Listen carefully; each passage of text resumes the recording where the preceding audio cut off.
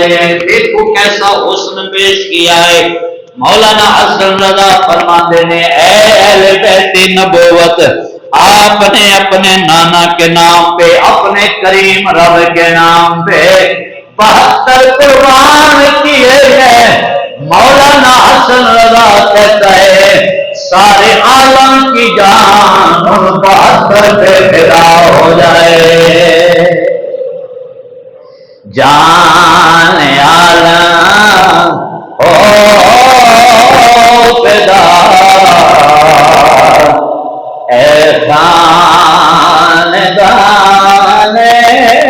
آل بیت، اور جن کے گھر بے اجازت، جن کے گھر جبریل بھی آتے نہیں،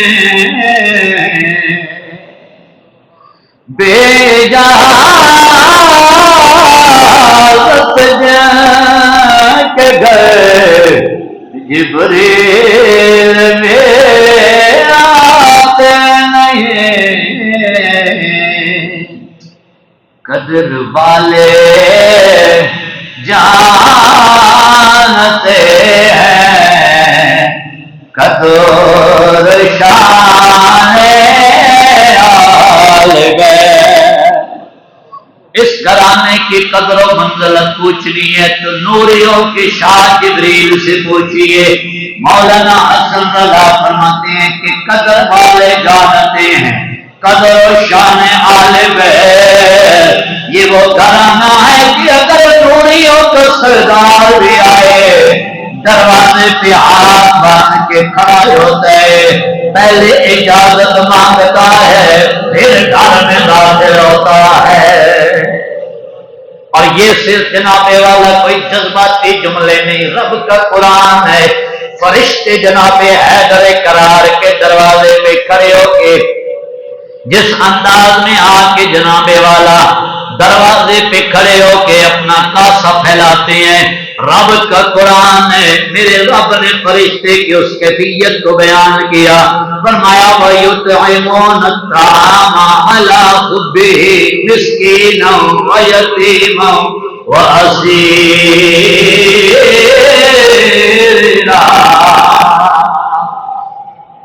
یہ وہ دروازہ ہے بیت اتار کا، اگر فرشتہ بھی آتا ہے کبھی یتیم کی کیفیت بنا کر، کبھی مسکین کی کیفیت بنا کر، اور کبھی اسیر کی کیفیت بنا کے اہل بیت کے دروازے پہ کھڑا ہوتا ہے۔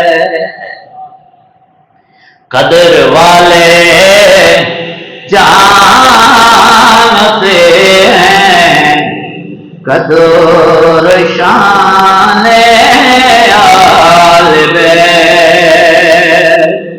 اب سمجھ آ گئی ہے، اگر کلام کی تو مل کے پڑھ لو کہ اپنا سودا بیچ کر بازار سونا کر گئے، اپنا سودا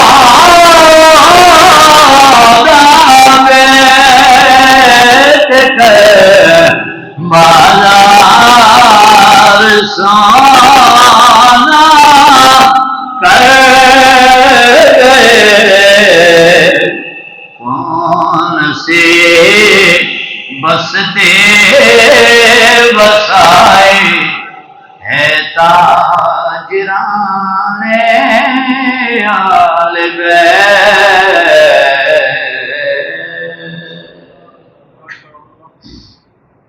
اللہ تعالیٰ جل جلالہ و اما نوالہ و اعظم شانہ و اتم برہانہ کی حمد و ثنا بارگاہ حضور سرور کونین مالک کوثر شفیع معاشر غم گسار جہاں دستگیر زمان معصوم آمنہ احمد مجتبی جناب محمد مصطفیٰ صلی اللہ تعالی علیہ وسلم کے دربار کرم میں ہدیہ درود و سلام اور خاندان اہل بیت، خاندان رسول کی بارگاہ نور میں اپنی عقیدتوں، محبتوں، خلوص، چاہت بری نیاز مندیاں پیش کرنے کے بعد قابل عزت و سر تکریم بزرگوں، دوستوں اور عزیز ساتھیوں، السلام علیکم ورحمۃ اللہ وبرکاتہ۔ میں نے آپ آباد کے سامنے قرآن مجید فرقان حمید میں سے اہل بیت اطہار کی پاکیزگیاں، طہارتیں قرآن میں میرے رب نے جہاں پہ بیان کیے ہیں وہ کلمات خیر تلاوت کرنے کا شرف حاصل کیا۔ دعائے خالق ارض و سما میری زبان پر سچائی کا نور نصیب فرمائے۔ اس پاکیزہ معطر مطہر گھرانے کے ساتھ میرا اللہ مجھے، آپ کو اور ہمارے آنے والی نسلوں کو بھی اس دروازے کے ساتھ جڑا رہنے کی توفیق عطا فرمائے۔ آج کے اس مقدس بابرکت دن میں اور ان پاکیزہ لمحات میں میرا موضوع سخن ہے نواسے رسول کا عالی مقام اور مثالی پیغام۔ اگر سمجھ آ گئی ہے تو آپ سبحان اللہ کہہ دیں، اور اگر نہیں بھی آئی تو ذکر اتنے عالی گھرانے کا ہے کہ بے سمجھے بھی دل کرتا ہے سبحان اللہ کرنے کو۔ نواسے رسول کا عالی مقام اور مثالی پیغام، یہ چند سطروں میں اگر بیان کر دوں کہ حسین ابن علی کون ہے، دنیا جانتی ہے حسین ابن علی وہ ہے کہ جن کی ماں سیدہ، جن کا بھائی حسن، جن کے بابا علی اور نانا نبی، ایسی عظیم نسبتیں، ایسا عالی مقام اور اتنا عظیم مرتبہ کونین میں نہ کسی نے پایا ہے نہ کوئی پائے گا۔ جن کی ولادت باسعادت سیدہ پاک کی جولی میں ہوتی ہے، شیر خدا کے گھر میں ہوتی ہے، اور بھٹی کے طور پر زبان رسول نصیب ہوتی ہے۔ مقام کتنا عالی ہے، وہ زبان جس کو سب کن کی کنجی کہیں، وہ زبان جس کو سب کن کی کنجی کہیں، ان کی نافذ حکومت پہ لاکھوں سلام۔ میرا حسین بادشاہ حسین وہ ہے کہ جن کو زبان مصطفیٰ چوسنے کے لیے رب نے عطا فرمائی ہے، اور ایک بار نہیں یہ کئی بار ایسا ہوا ہے، جن کو حضور اپنا پھول کہیں وہ حسین ابن علی ہے، اور جن کے بارے میں کریم آقا صلی اللہ تعالی علیہ وسلم کا ارشاد، احب اللہ من احب حسینا، اللہ اس سے پیار کرتا ہے جو حسین سے پیار کرے گا۔ یہ عالی مرتبہ میں صرف مفہوماً بیان کرتے جا رہا ہوں، حدیث کا نچوڑ، رب اس سے پیار کرتا ہے جو حسین سے معیار دیکھیے حسین ابن علی کے پیار کا، رب اسی سے پیار کرتا ہے جو، بولیے، جو کس سے پیار کرتا ہے؟ حسین سے پیار کرتا ہے، اور الحسین منی وانا من حسین، اس سے اور کیا عالی مقام و مرتبہ ہو سکتا ہے؟ میں حسین سے ہوں اور حسین مجھ سے ہے۔ اب اس کی شرح میں بحمدی تعالی حسنین کریمین طیبین طاہرین نیرین منورین قمرین شمسین، اس گھرانے کی خیرات کا صدقہ ہے۔ اگر ایک نہیں میں کئی جملے کہیں تو تعدیث نعمت کے طور پر الحمدللہ اس حدیث کی شرح میں پڑھا سکتا ہوں۔ صرف اتنا لطف لیں کہ حسین کتنی عالی حیثیت شخصیت کا نام ہے۔ حسین مجھ سے ہے اور میں حسین سے ہوں۔ اور ایک قدم اور آگے چلیں تو حسنین کریمین کے بارے میں انہیں سبتین رسول کہا جاتا ہے۔ آج تو کہ میرا موضوع صرف حسین ابن علی ہے۔ سبت،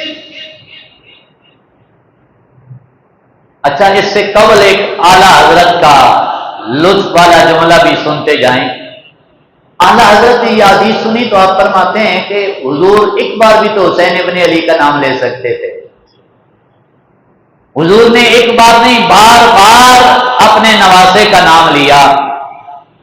اس سے پتہ چلتا ہے کہ اس نام سے میرے رسول کو پیار کتنا ہے۔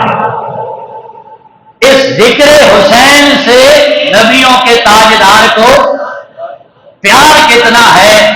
اور یہ ہے وہ حسین ابن علی جن کا ذکر میرا رب یا قرآن میں بیان فرماتا ہے یا مصطفیٰ کی زبان سے بیان کرواتا ہے۔ اس لیے پہلے یہ بات یاد رکھنا، یہ وہ ہستیاں ہیں جو تاریخی ہستیاں نہیں ہیں۔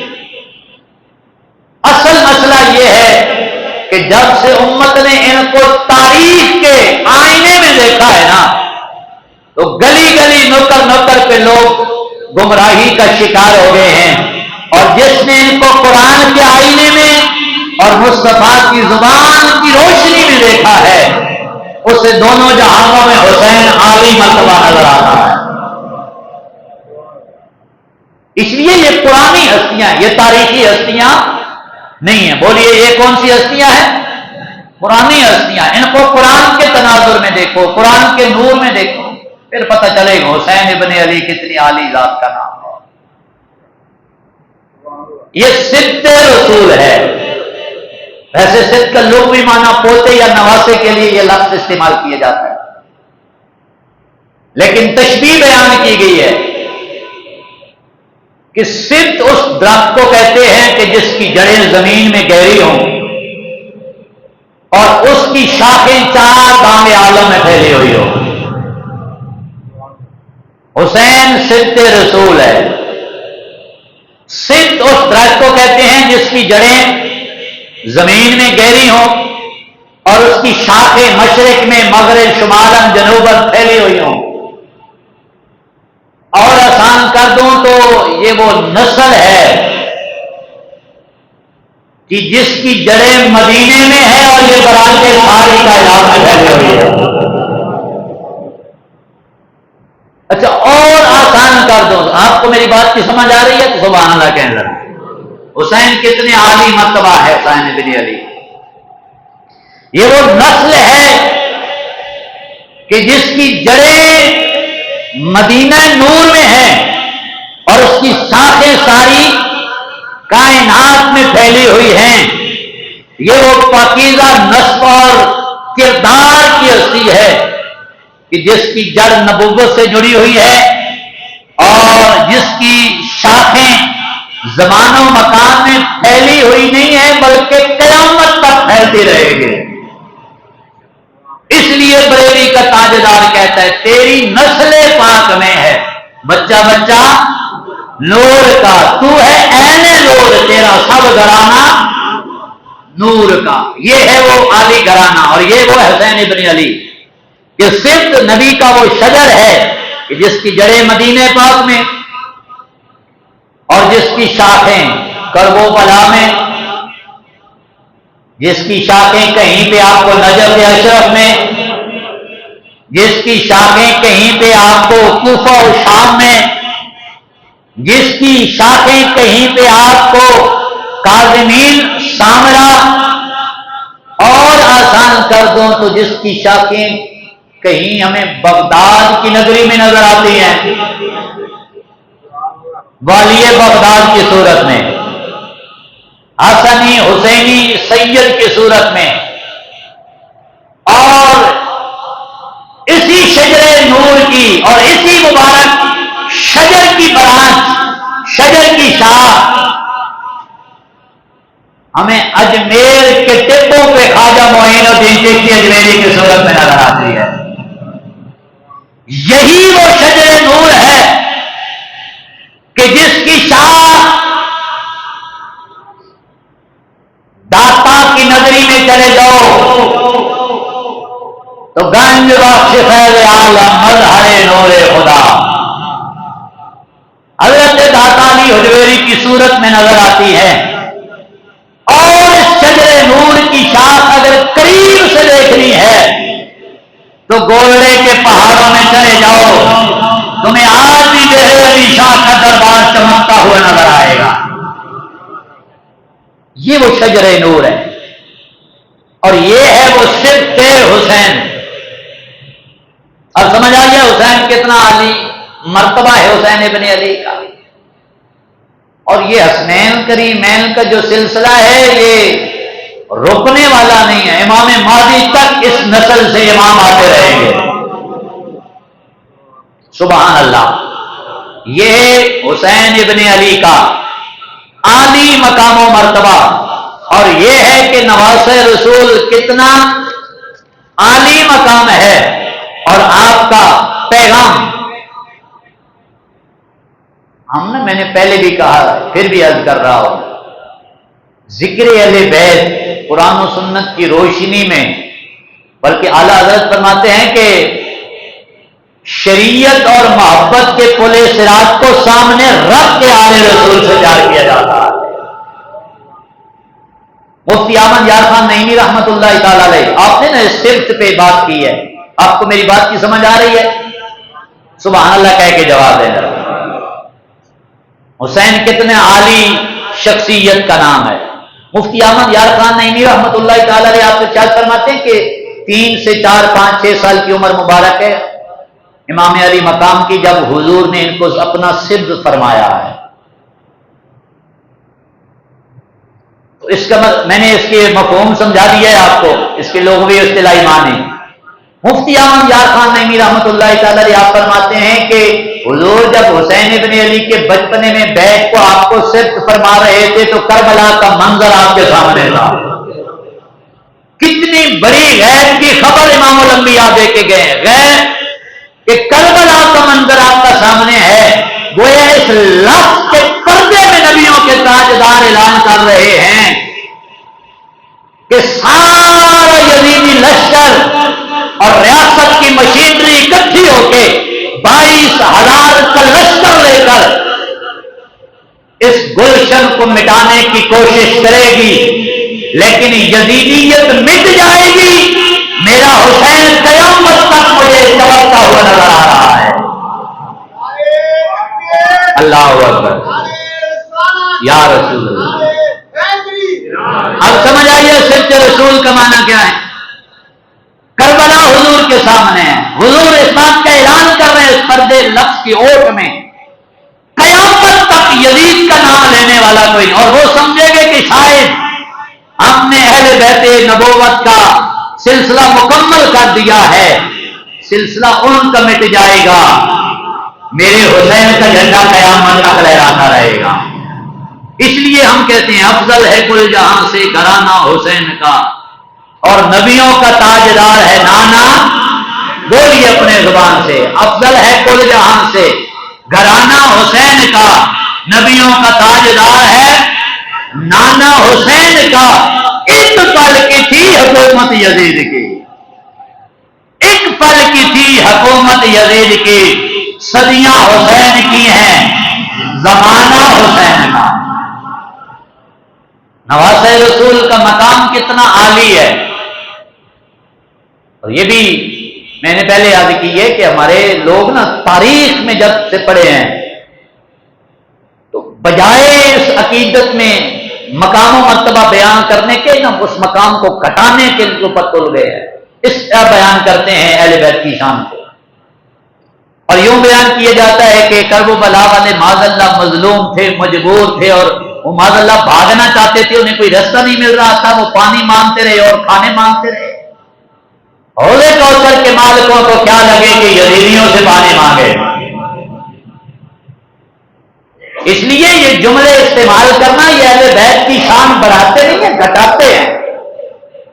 اور میں گلی گلی جب سے یہ چاند طلوع ہوا ہے محرم الحرام کا یہ پیغام دے رہا ہوں، کربلا اللہ کے رازوں میں سے ایک راز ہے۔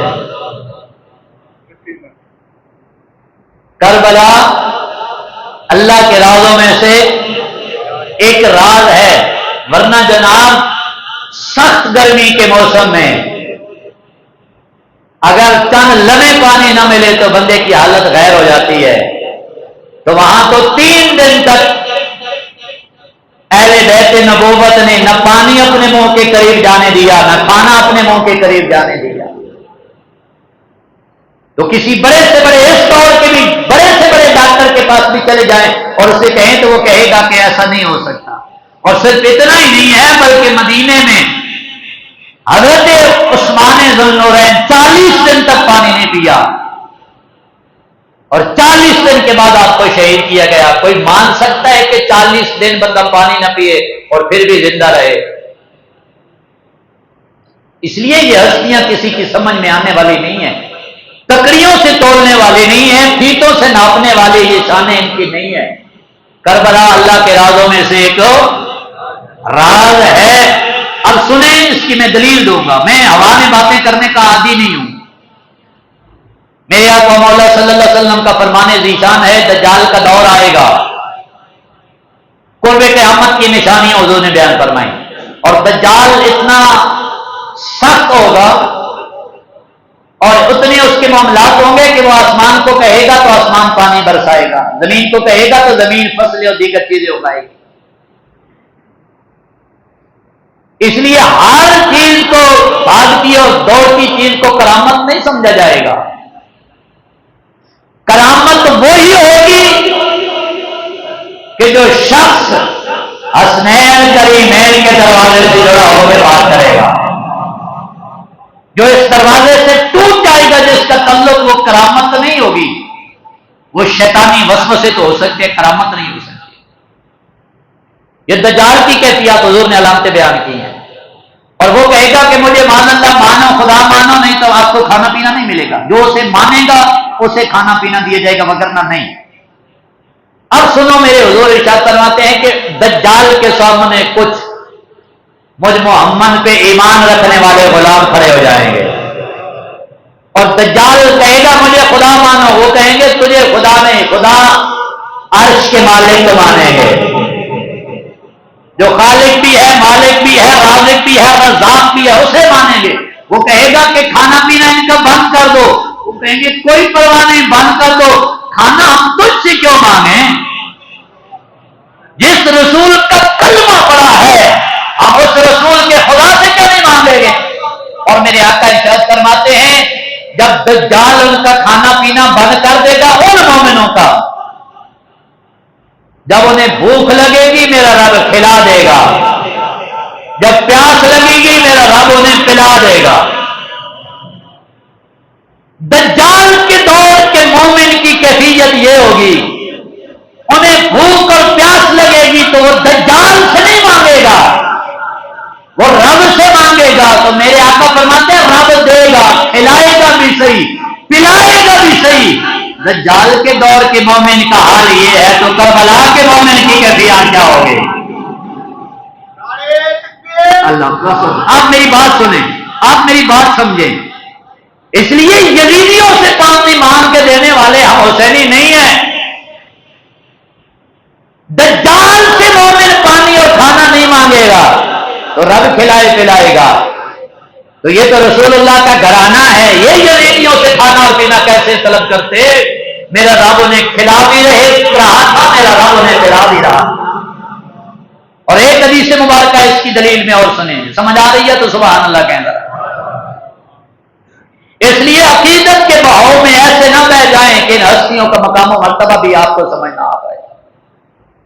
حضور جان عالم صلی اللہ علیہ وسلم کی مبارک فرمان ذیشان حدیث پاک ہے، اگر ہمارے گھر میں سے کسی کے گھر میں کوئی بندہ بیمار ہو جائے، اس دور کی بات کر رہا ہوں، بندہ بیمار ہو جائے، قیامت تک کے لیے بندہ بیمار ہو جاتا ہے تو پھر اسے کھانے پینے کو دل نہیں کرتا، اس کے منہ کا ذائقہ، اس کا معدہ، اس کی بیماری، کھانے پینے کو جی نہیں چاہتا اس کا، تو گھر والے زبردستی اسے کہتے ہیں نہیں کچھ کھانا ہے، کچھ نہ کچھ پینا ہے. کیوں؟ اگر کھائے پیئے گا نہیں تو کمزوری لاحق ہو جائے گی، زبردستی کھلاتے ہیں. لیکن ساری کائنات کے طبیب رسول اللہ صلی اللہ تعالی علیہ وسلم نے فرمایا نہ، بندہ بیمار ہو جائے تو اسے زبردستی کھلانا پلانا نہیں ہے. حضور پھر کمزوری نہیں آئے گی، فرمایا نہیں آئے گی. جس رب نے بیماری بھیجی ہے نا، تو حالت بیماری میں میرا رب اس بیمار کو کھلا بھی دیتا ہے، پلا بھی دیتا ہے. راول پنڈی کا بندہ، محلہ دار السلام کا رہنے والا، محمدی مسجد کا مقتدی، وہ بیمار ہو جائے، میرا رب اس بیمار کو کھلاتا بھی ہے، پلاتا بھی ہے. اب ذرا پلٹ کے جاؤ، بیمار کربلا کے بارے میں کیا خیال ہے؟ امام زین العابدین کے بارے میں کیا خیال ہے کہ وہ پانی مانگ رہے تھے یزیدیوں سے؟ نا بابا، یہ مالک کے کوثر ہیں. اس لیے ہم یوں کہا کرتے ہیں سنی داستان آل بیت، یہ عالی مقام ہے، عالی گھرانہ ہے، اور مثالی پیغام دے کے گئے ہیں. یہ ہماری محفلیں، یہ ہماری نیازیں، یہ ہماری سبیلیں، یہ ہمارے لنگر، یہ ہماری نیاز مندیاں ہیں اہل بیت نبوت کی بارگاہ میں. اور ہر کام برکت والا ہے، رحمت کا باعث ہے، اللہ کے فضل کا سبب ہے. اس پہ کوئی دوسری رائے نہیں. کوئی عمل جناب ضائع ہونے والا بحمدی تعالی نہیں ہے. یہ ہماری نیاز مندیاں ہیں، ہماری نیاز ہے نواز رسول کی بارگاہ میں. لیکن نواز رسول کی یہ ڈیمانڈ نہیں ہے، تقاضا امام کا کچھ اور ہے. اب ذرا مشکل بات آئی ہے، سبحان اللہ کہہ ذرا. یہ ہماری نیاز مندیاں ہیں، امام کا تقاضا یہ نہیں ہے. امام کا تقاضا کچھ اور ہے. میرے امام کا تقاضا یہ ہے کہ جس رب کے دین کے لیے رسول کا گھرانہ کربلا میں کٹ گیا ہے، اس دین کو تم کمزور سمجھ کے کیوں بیٹھے ہوئی ہو؟ جنت کے وارث ہیں اور سارا گھرانہ لوٹ رہا ہے، کس کے لیے؟ رب کے دین کے لیے نا. بابا جنت ملنا اتنا آسان نہیں ہے. اور یہ وہ جنتیوں کے سردار ہیں جنہوں نے بچپن میں رسول کی زبان سے سنا ہے کہ یہ الحسن والحسین سیدہ شباب اہل الجنہ، یہ جنتی جوانوں کے سردار ہیں. لیکن دیکھو کرب و بلا میں دین کی خاطر علی اکبر بھی دے رہے ہیں، علی اصغر بھی دے رہے ہیں، اور محمد بھی دے رہے ہیں، قاسم و عباس بھی دے رہے ہیں، ابو بکر بن علی بھی دے رہے ہیں، عمر بن علی بھی دے رہے ہیں، عثمان بن علی بھی دے رہے ہیں. سارا کچھ دے کے حسین بن علی سجدے میں سر رکھ کے. اب پچھلے جمعے کی اگر آپ کو وہ تعلیم اور سبق بول نہ گیا ہو تو آخری سجدے میں سر رکھ کے میرے حسین نے کیا کہا تھا؟ اللہم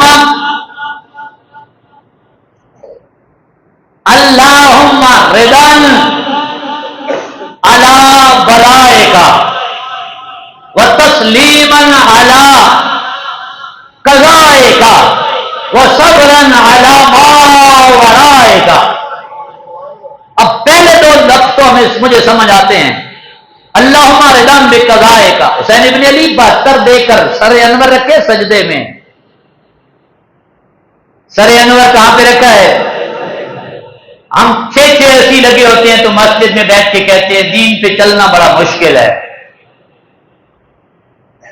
3 دن سے پانی کھانا قریب نہیں کی ہونے دیا، اور مدینے سے چلا ہوا قافلہ آج کرب و بلا کی سرزمین پہ ہے اور سارا گھرانہ سامنے کٹا ہوا ہے.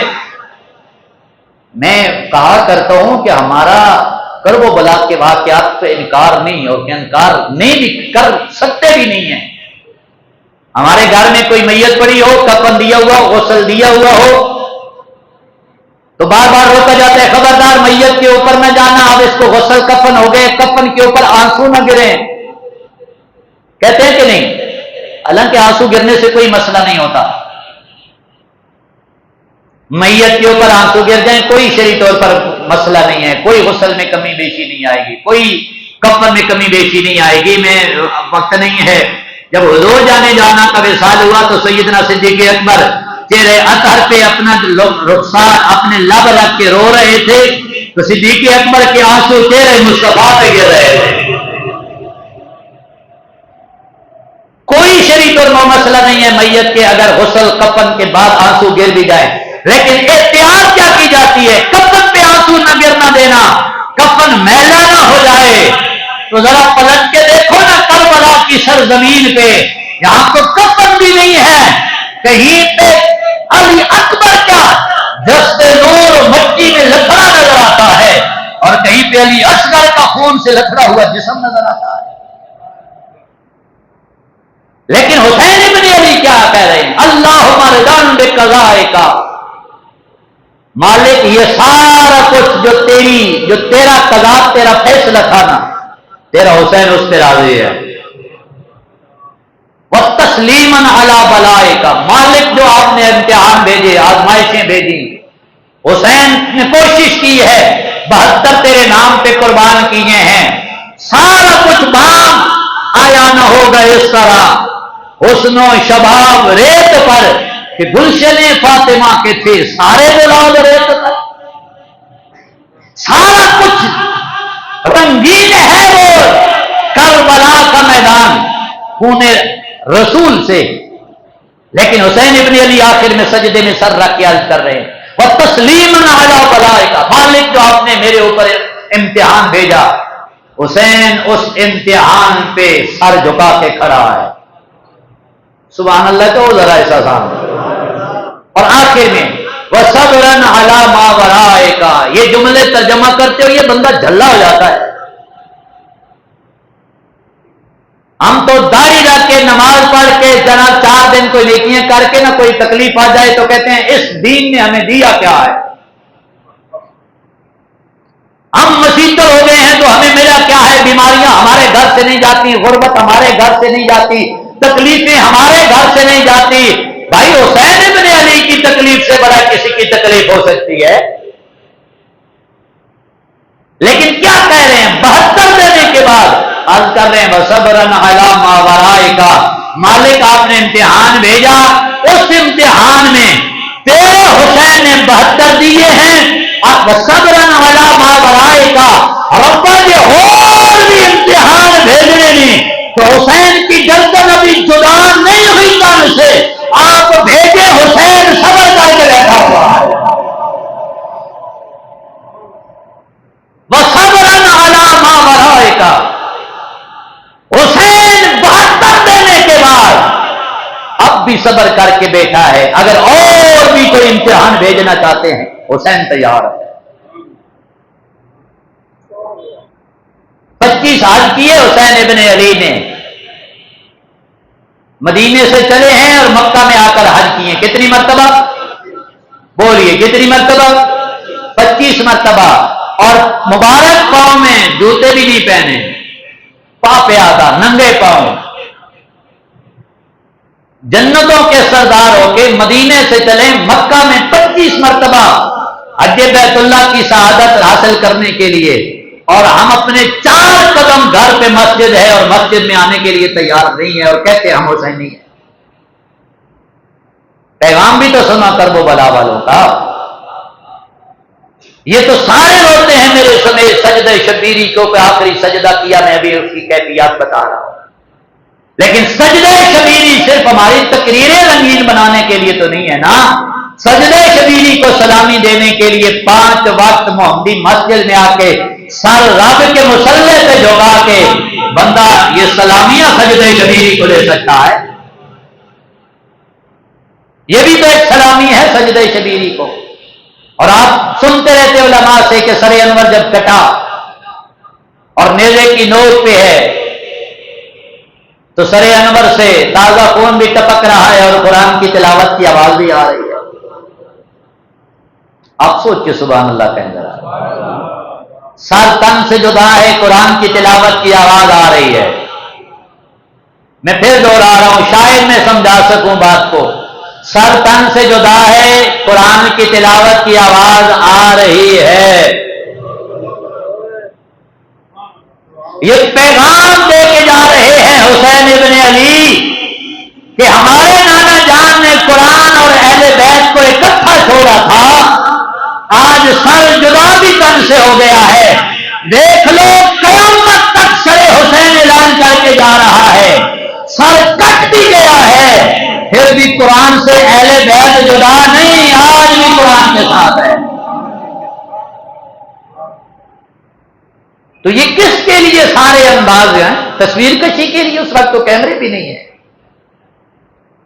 یہ سارا کچھ کیوں کیا جا رہا ہے؟ اور ہم جناب بڑے بڑے عظیم گھروں میں بیٹھ کر، سکون دہ گھروں میں بیٹھ کر بھی قرآن کی تلاوت کرنے کے لیے تیار نہیں ہے. تو تلاوت حسین کیا پیغام دے رہی ہے حضور کی امت کو کہ سال کے بعد قرآن کی تلاوت کریں گے؟ یا چلو بابا فوت ہو گئے، اماں جی فوت ہو گئی ہیں تو قبرستان میں 2 راتیں 4 راتیں بیٹھ کے، وہ بھی اپنا پتر نہیں بیٹھے جا رہے، مدرسے کے طلبا بلا تو بابا ایک رات ذرا اس کو بھی بیٹھاؤ نا جس کو مارکیٹ میں 2-4 دکانیں ملی ہیں. ایک دن ذرا وہ بھی تو بیٹھ کے دکھائے نا جس کو وراثت سے حصہ ملا ہے. ایک دن ذرا وہ بھی تو بیٹھے نا کہ جو باپ کی زندگی میں ان سے الجھ رہے تھے اور گریبان پکڑ کے کہہ رہے تھے بابا آپ تو جا رہے ہو، فلاں پلاٹ میرے نام کرا کے جاؤ. وہ بھی تو بیٹھے نا قرآن پڑھنے کے لیے. شب عاشورہ امام نے جب یزیدی لشکر سامنے تھا تو آپ نے یزیدیوں سے کہا ہم تیار ہیں سر دینے کے لیے، لیکن ایک رات دے دو. اور شب عاشورہ 9 محرم کی رات کو نواسہ رسول نے قسم اٹھا کے فرمایا مجھے رب کی قسم ہے حسین کو قرآن کی تلاوت سے بڑا پیار ہے، بڑا پیار. اور ایک رمز اور بھی سنیے کہ جب سر حسین نیزے پہ تھا قرآن کی تلاوت کی آواز بھی آ رہی تھی. سنو سنو حسین کی محبت کے دم بھرنے والوں. مورخین نے لکھا ہے جب سر حسین ہو کے نیزہ پہ ہے، ہوا چلتی ہے تو داڑھی مبارک کبھی ادھر اڑ کے جاتی ہے کبھی ادھر اڑ کے جاتی ہے. شاید میں سمجھا نہیں سکا. یہ جو 3 نمبر 4 نمبر اور 2 نمبر مشین والا معاملہ ہے، ناراض نہیں ہونا، اس سے داڑھی جھول سکتی ہے تو پھر وہ والی داڑھی کیوں نہیں ہمارے چہرے پہ آتی جو کٹا ہوا سر حسین ہے اور پھر بھی سنت رسول کا زیور چمک رہا ہے نواسہ رسول کے چہرے پر. اس سے پیچھے پلٹ کے جائیں تو مدینے کے حسین کی بات کر لیتے ہیں. حضرت ابو ہریرہ رضی اللہ تعالیٰ عنہ آپ ارشاد فرماتے ہیں امام علی مقام کا بچپنا ہے اور حضور جانے جانا کی محفل سجی ہوئی ہے اور حضور صحابہ کی جھرمٹ میں بیٹھ کے فرما رہے ہیں لاؤ میرے نواسہ حسین کو میری بارگاہ میں. اب اگر میرا موضوع یاد ہے نواسہ رسول کا عالی مقام، ابو بکر عمر عثمان و علی کے درمیان بیٹھ کے حضور فرما رہے ہیں لاؤ میرے حسین کو. جناب ابو ہریرہ فرماتے ہیں حسین ابن علی کا بچپن لایا گیا اور شہزادہ رسول آیا ہے اور حضور کی جھولی میں گود میں بیٹھ کر رسول اللہ کی داڑھی مبارک میں اپنی مبارک چھوٹی چھوٹی انگلیاں، بلکہ میں یہ بے ادبی ہے چھوٹی نہیں کہتا، نوری نوری انگلیاں. سبحان اللہ کو ذرا. ہاں اہل بیت کے گھرانے کے ہم نوکر ہیں، خاک روب ہیں، بے ادبی والے لفظ اس بارگاہ میں سجتے ہی نہیں ہیں. اعلی حضرت نے شہدائے کربلا کی بارگاہ میں جو لفظ استعمال کیے در در نجف، کاش کہ کوئی امام غزالی کا پڑھنے والا بیٹھا ہوتا تو یہ سمجھتا کہ اعلی حضرت نے اس لفظ سے مراد کیا لیا ہے. در در نجف، در کہتے ہیں موتیوں کو. امام احمد رضا کہتے ہیں اگر کونین کے عظیم ہیرے دیکھنے ہیں کربلا کی دھرتی پہ دور نجف اشرف کے ہیروں کو دیکھو، مہر پرج شرف رنگ روئے شہادت پہ لاکھوں سلام. الفاظ دیکھیے اعلیٰ حضرت. بھائی میرے یہ پیغام ہے ہمارا. حضرت ابو ہریرہ فرماتے ہیں جناب امام کے مبارک انگلیاں اپنے نانا جان کی مبارک داڑھی میں ڈال کے یوں کر رہے ہیں یوں کر رہے ہیں. تو آج کل کے جو محقق جو مدبر جو جناب والا نئے نئے فلسفی آ گئے کہ داڑھی ایسی بھی ٹھیک ہے تو داڑھی ایسی بھی ٹھیک ہے. میں کہتا ہوں سارے معاملات ٹھیک ہیں، لیکن جو چہرے یار پہ آئی ہوئی ہے وہ کیوں نہیں ہے؟ ایسا ہے کہ نہیں؟ تو بھائی میرے صرف حسین ابن علی کے نعرے لگانے سے بات نہیں بنے. کربلا کی سرزمین اور اس سفر کا ایک ایک لمحہ قیامت تک حضور کی امت کے لیے بڑے بڑے پیغام چھوڑ کے گیا ہے. بڑے بڑے پیغام ہمارے لیے. اللہ کریم کی بارگاہ میں دعا ہے میرا رب اس گھرانے کے ساتھ ہمیں جڑا رہنے کی توفیق عطا فرمائے. اور میں آخر میں پھر ایک مرتبہ پلٹ کے کہہ دوں کہ کسی کے ذہن میں یہ خیال نہ آ جائے کہ شاید ہماری ان محبتوں کی نیازوں کا فائدہ نہیں، بلکہ حسین ابن علی کا مدینے پاک کا کمال. مسئلہ یہ ہے کہ ہم نے اس گھرانے کو صرف کربلا میں دیکھا ہے، اور اس وقت نواسے رسول کی عمر مبارک تقریباً 56 سال بیان کی جاتی ہے. 56 سالہ حسین کیوں نہیں بیان کیا جاتا؟ صرف کربلا کا حسین تو نہیں ہے نا.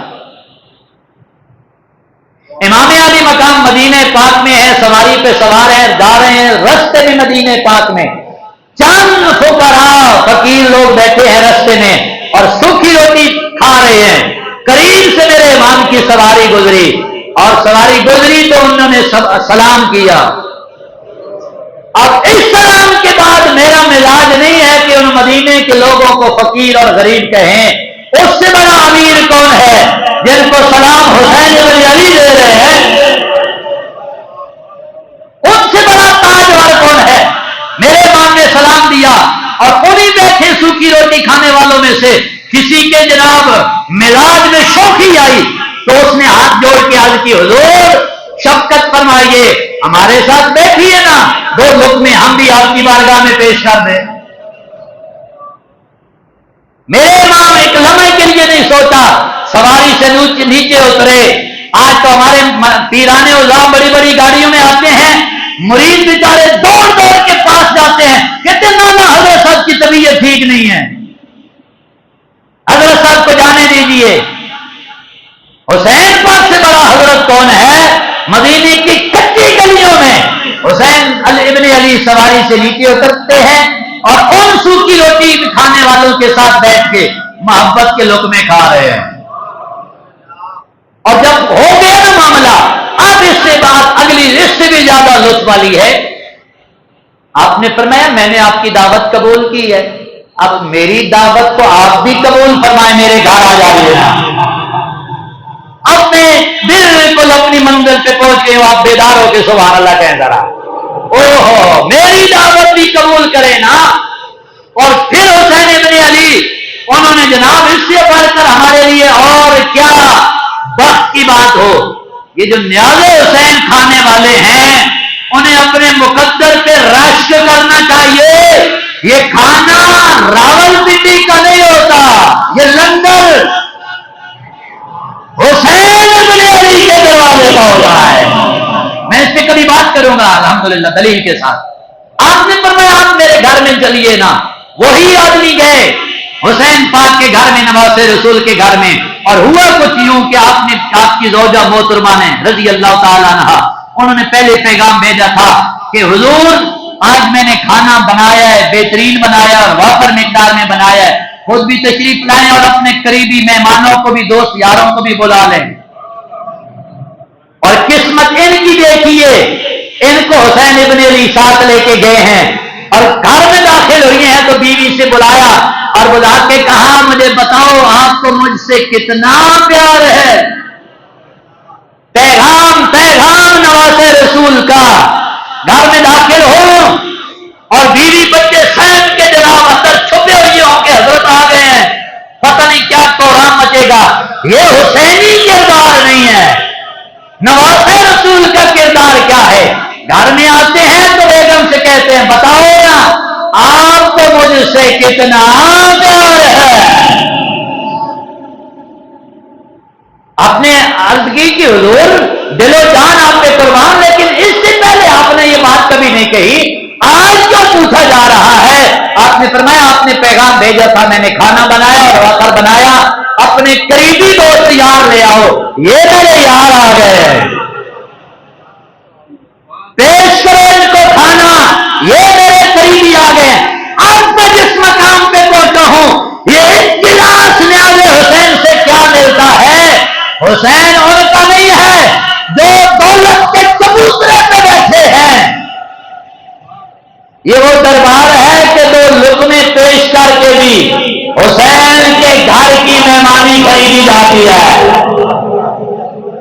یہ وہ شہزادہ رسول ہے، دو لقمے بھی محبت کے پیش کر کے جن کا پیار خریدا جا سکتا ہے. تو آج بھی گلی گلی نگر نگر ہمارے چھوٹے چھوٹے بچے ہی اپنے ہاتھوں میں 9-10 محرم کو گلاس لے کے منتیں کر رہے تھے، لیجیے نا شربت، یہ نیاز حسین ہے. تو اصل وجہ کیا ہے؟ پیار مانگا جا رہا ہے. اللہ رب العالمین کی بارگاہ میں دعا ہے میرا رب اس گھرانے کے ساتھ جڑا رہنے کی توفیق عطا فرمائے، اور اس گھرانے کے نقش و نگار اور اس گھرانے کی سیرت و کردار کو میرا رب اپنانے کی توفیق عطا فرمائے.